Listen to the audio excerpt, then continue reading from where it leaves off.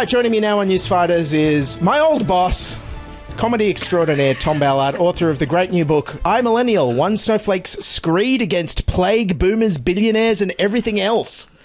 It's out now. Tom, tell me about the title of the book.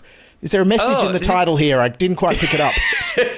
It's very subtle. You have to be really smart. Does it have plague in the copy that you have? Or no? Oh, did I look at an old press release? Plague is old, yes. It used to be. This book was supposed to be released in 2021. Yes. It was supposed to be much more responsive to the COVID pandemic. Remember in 2020 how everything was going to change and everything was changing around us, and wow, yeah, we're going to have this new normal, and capitalism's going to fall thanks to this disease exposing all the ways our society is broken.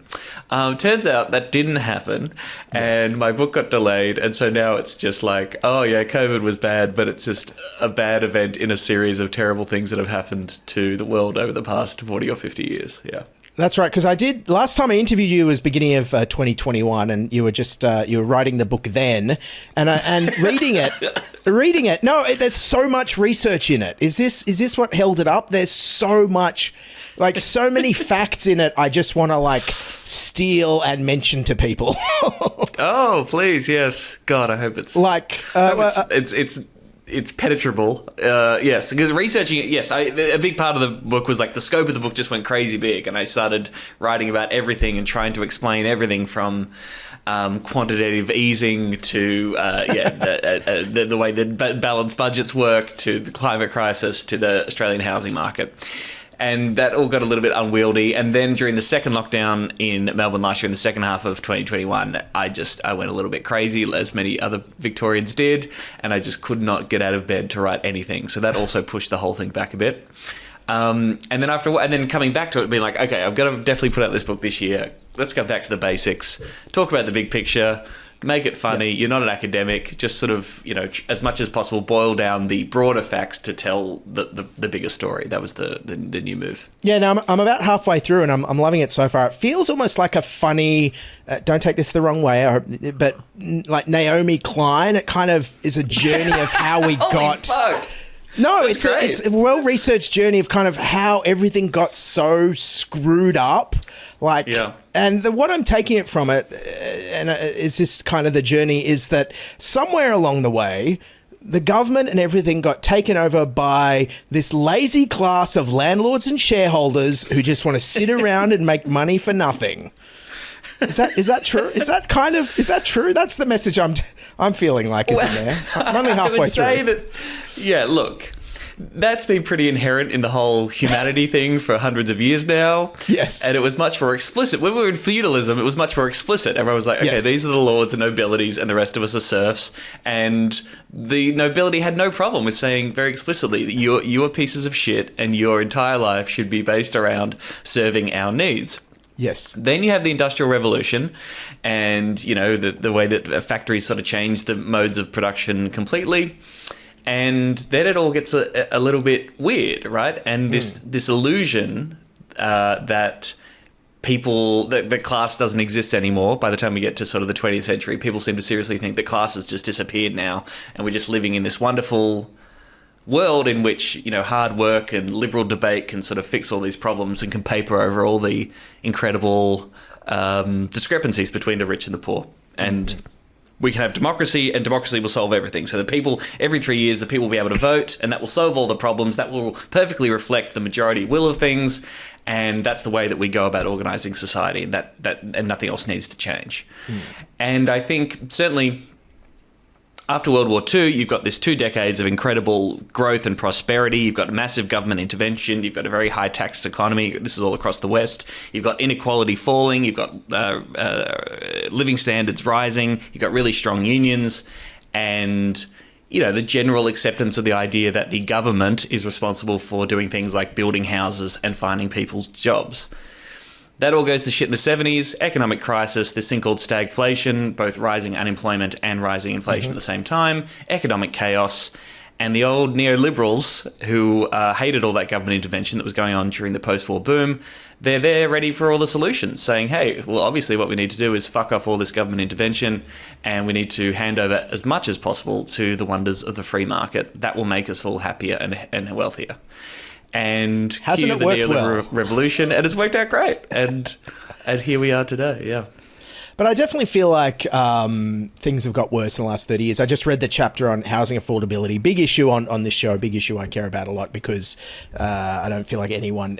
I did the maths the other day. Someone on the median wage, 48,000, I plugged that into a mortgage calculator. With the interest rates going up, they can only borrow 290,000. Guess what you can buy in Sydney for $290,000? Nothing. Fuck all? Zero. Yes. Zero. We're at a point where the median income earner in Australia cannot afford housing, which is so fucked up. So fucked up. Well, you definitely can't do it by yourself. Obviously, as you say, on that wage, you can do it by yourself. So everyone has to, everyone has to partner up. You need to be a partner. You need to have two incomes in order to get stuff together. The average length of time it takes to save up a deposit for the median house has gone from 6 years to more than a decade now. Student debt on top of that is making it worse. Yeah. Totally. And that's a big thing. People don't realize, like with HEX debt, banks factor in your HEX debt as a liability when you're applying for a mortgage, right? So people say, oh, HEX is a great loan. It doesn't affect people's lives at all. It's like, no, fuck off. In the exact same decade that you're trying to get your life together to buy a house, you've got this huge liability against you. And if you're one of the, I think there's tens of thousands of people with more than $100,000 in HEX debt, stacked up against them. That's absolutely going to count against you when you say to the bank, hey, can I please have some money? Man, I had trouble getting a bank loan, okay? Now, I do perfectly fine. I'm all right. And TV's Tom Ballard. TV's Tom... Occasionally TV. I've been cancelled from all sorts of networks, okay? Yes. And I have a decent income, had a decent amount of savings. But in the middle of the pandemic, the ethical bank that I went to say, hey, can you help me, give money so I can buy this apartment with my brother, okay? And they sort of said, no, we don't believe that you have a real job and you'll be able to earn money, which is fair enough. Like, it is not a real job, but also, I have made money in the past. So, yes, it's crazy. And again, that dates back to the 70s and 80s when we said the market would solve everything. And so you deregulate the financial and banking sector. That's what Hawke and Keating did. Let in all these foreign banks, strip back the regulations on lending institutions, privatize the Commonwealth Bank, so that all these major financial institutions are all about making profit for their shareholders. They're not about, facilitating the social good of people being able to own their own homes. Yes, and you point out in the book, great statistic that in the Albanese's cabinet, they own an average of 2.7 properties each. So what side do you think they're on here? They're not even pretending anymore. You got to respect this. Like I guess in 2019, Labor will solve everything. Albo's here. Yes, they're on our side. Yes, no one will be left behind. A better future for who, Albo? For who? But this is it. Jason Clare was the shadow housing minister, spokesperson for Labor during the election campaign, and they've just since the loss in 2019 when they were talking about changing negative gearing and the capital gains tax, they've just given up on all of it. They're just like, housing prices need to keep going up. It's good that they do that. No one wants that prices of houses to go down, which is like, fuck you. People absolutely want that to happen, particularly when they can't afford a house. Landlords shouldn't be demonized. It's people getting ahead. That's aspiration. Even though there are some people who are hoarding properties during a housing crisis and explicitly driving up the cost of housing in this country. That's their whole Operation Mirandi? What? Modus operandi. Modus operandi. Yes. Thank you. I did Latin. I love words. Yeah, there you go. There was that guy, I don't know if you heard that guy, called into Ben Fordham's show who has 283 investment properties in Queensland. And even Ben Fordham's complaining about the land tax. So I'm paying nearly $7,000 a property per year in land tax. Can I ask you out of interest how many you've got, David? How many rental properties do you own? Well, 283. 283 rental properties? Yeah. What? I've worked hard for that. Yes. And he worked so hard for his 283 investment properties. Like this is it. Just that change of deregulating the financial sector and encouraging investors to get involved, to flood into the market, has absolutely driven up prices, as has low interest rates. But this whole financialization and commodification of housing, even though housing is like a human need that we all sort of require to survive. Yes, it's a home. It's just Where do you completely live? changed the political economy of Australia. Back to the book, though. Overall, what was your aim? I know was it to you weren't trying to do sign language by Seinfeld and just capture your stand-up thing. It was trying to be a more. It's not. You didn't just write down your jokes. What was the aim with the book, and how did you decide what topics to cover? Yeah, it was. I was just. I wanted to write the book that I wish that I had been able to read. 6 years ago. So Gotcha. so up until 2016, and people may know, I've always been a bleeding heart lefty who was a progressive person. I voted Greens, and I was a good person. And why can't everyone be nice and listen to science? And I was a little bit naive, I suppose. 2016 happens. Trump gets elected. My mind gets blown. Like, how the fuck did this happen? What's going on? Who's this Bernie Sanders guy? What's he talking about? That starts a journey to go down the rabbit hole of, wow, capitalism seems to be the underlying cause of almost every problem in our society. Turns out economics is actually really, really important, and it's not just people being greedy about money. Like that shit does actually matter. Then you start reading history and you go, oh wow, people have been thinking and talking about this forever, and actually it's at the heart of almost every political debate that we've experienced. Anyway, so I keep going down that rabbit hole, and then I guess after a while, I wanted to read a book that summed up the case as to how all that played out in Australia. I'd read a lot about the neoliberal turn in the US and the UK. And, there are these sort of histories of that in Australia, but hopefully I could sort of mainstream it a little bit by swearing, having funny photos of me as a kid and some funny graphs, and pulling in an audience, I guess, who are interested in my stuff, who might be keen to see this whole case laid out. And then there were originally way more chapters, but again, the book was going too long and I was researching too much and experiencing mental illness. So I narrowed it down to the six, the ones that I think are the most fundamental when it comes to the way the millennials have been screwed by this neoliberal capitalist system. And they are work, housing, education, privatisation, which again is something that we don't talk about enough, wealth inequality, just the massive gap between the rich and the poor and the way the rich run everything, and of course the fact that the earth is on fire and we're all going to die. It's a very funny book. I feel like the title will be putting boomers off. I think boomers need to read this book. Like, have you had any feedback from older audiences or Labor people or Liberal people? Has anyone any feedback from them? Not as yet. No, I'm really interested to see how folks out there go for it. I reckon probably a lot of anyone who pays attention to my podcast Serious Danger, which is all about the Greens, or my regular tweeting about how much Labor sucks and how the Greens are good, probably won't be too surprised by the conclusions reached in this book. Boomers, indeed. It is a screed against boomers. And, that's similar to the kind of comedy we did on Tonightly. We had Boomer Week, where we had a lot of made fun. I did a lot of stand-up talking about how, waiting for boomers to die. But I know a lot of boomers who still don't own their own home. Yes, totally. So my mum often gets mad at me when I rail against boomers because she's like, "Wasn't me. I was at the protests." Yes. But which is but it's very good point. Now, it's the economic. If we can have our cake and eat it too at the same time, if we can make fun about boomers because it makes them really mad, that gets really funny. Yes. The boomers who are rich and well off and refuse to acknowledge their good luck, those people should be annoyed, and it is our job as young people to piss them off. That's fine. But yes, hopefully by the end of this book, certainly I am reaching a point where I'm sort of saying, guys, it's all class. There are boomers who are homeless. There are millennials who have more wealth than anybody else in human history. Clearly, whether you're a boomer or a zoomer or an alpha or whatever, if you're poor, you're fucked. If you're rich, you're fine. And it is, in the same way, it's not our fault that we were born at a certain time when all this shit was coming down the pipeline. It's not the boomers' fault that they were born into probably, the sweetest spot in history. When Western capitalism was in this sort of more tamed version in which labor and that is organized labor and the government had far more control over capital, right? And that meant that ordinary people benefited way more, and you had this massive rise in living standards and union and worker power. There was just this sweet spot in which boomers were born into that time, and they just did exactly what anyone would do, any rational person would do, trying to live a good life during that time. That luck just has managed to carry over because they managed to build up all these assets in that sweet spot before everything went to shit. Pulled up the drawbridge of free education. Yes. Bye. Yes. I mean, there is some good evidence that boomers in particular have sort of, are extremely willing to reject the idea that wealth should be redistributed and taxes shouldn't be paid, and the incredible tax breaks that boomers have and the way they react to any kind of mildly redistributive program is kind of annoying.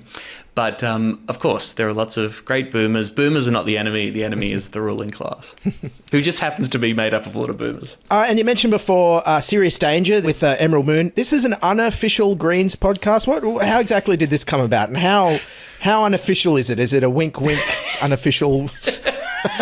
Like it is. We're just fans. It is an unofficial Greens Party podcast. It was, I joined the Greens in 2020 when everything was going crazy with the pandemic, and I was like, I gotta, shit or get off the pot here and actually do something. There's plenty of critiques to be made of the Greens. Still got a long way to go, etc., etc. But at least listening to their policies and seeing their MPs do stuff doesn't make me want to stab myself in the eye with a pen. So I thought that's probably a good start. Joined as a member and thought, well, the skills that I have, such as they are, is probably just, doing podcasting, popularising Greens ideas, and taking the Greens seriously, which you do not get in mainstream media whatsoever. So if we had a podcast that was open to the idea that the Greens are good, you could actually countenance that and examine them and talk about Greens politics in a way. I thought that would be cool. So it's kind of like Pod Save America, but not neoliberal and awful was the general idea. A podcast that is still independent, clearly partisan in a way, wants this particular party to go well, then that was the dream. We collaborated with the Greens Party a little bit to set the thing up, and we sort of had a close working relationship, but we are an unofficial party podcast, both for their sake and for ours. We get to say whatever we want.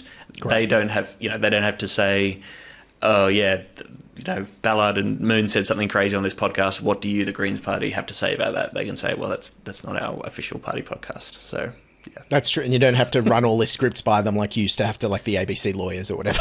Jesus God, no. No, that would be a nightmare. Yeah. Alrighty. Now, it's 5 years this month since Tonightly debuted, so I have to ask, you had this great rant in the last episode encouraging the ABC to keep making shows for young people. How do you think Frankly with Fran Kelly is going? Isn't this the show that Zoomers and Millennials have been begging for?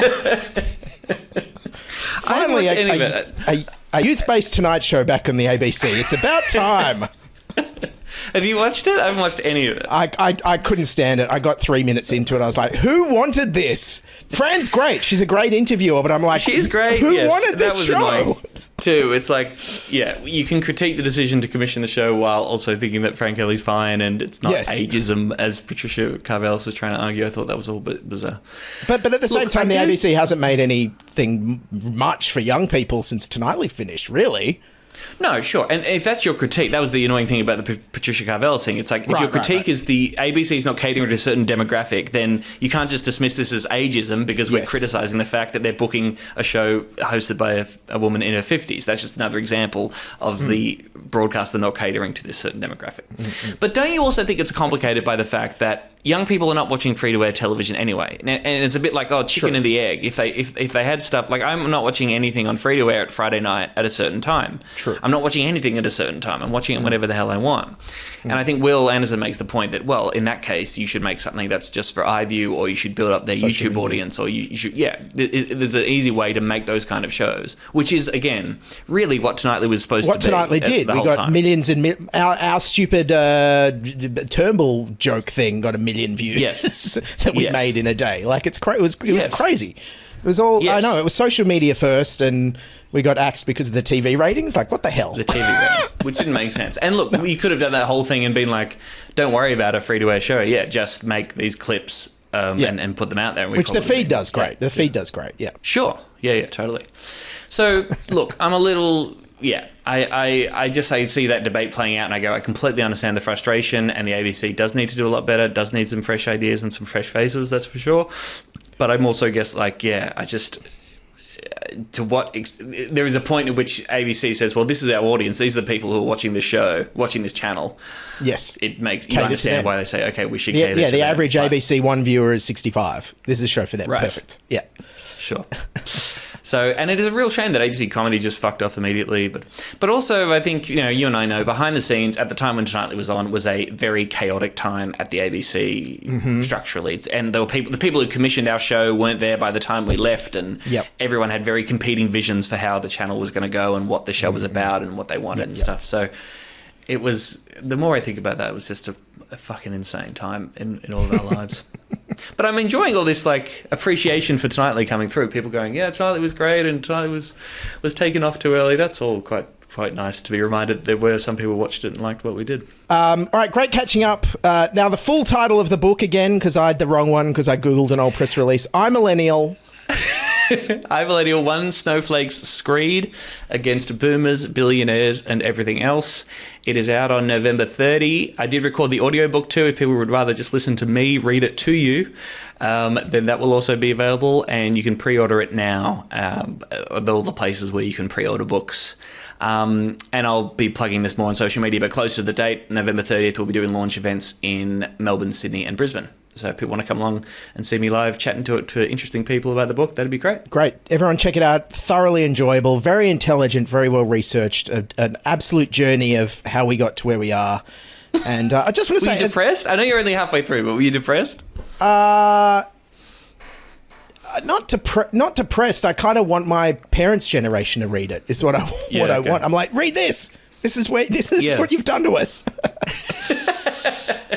Good. All right. Yes. Yeah. Well, yes. It's both the perfect gift for the millennial in your life, or if you're a millennial and you want to, make your case to the boomers, then buy the book. Either way, buy the book.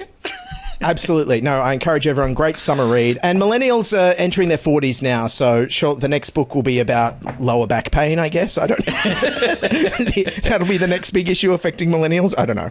It'll be us complaining about young people and saying, no, actually, we do. We deserve the investment properties that we finally managed to buy. So fuck these young kids. Exactly.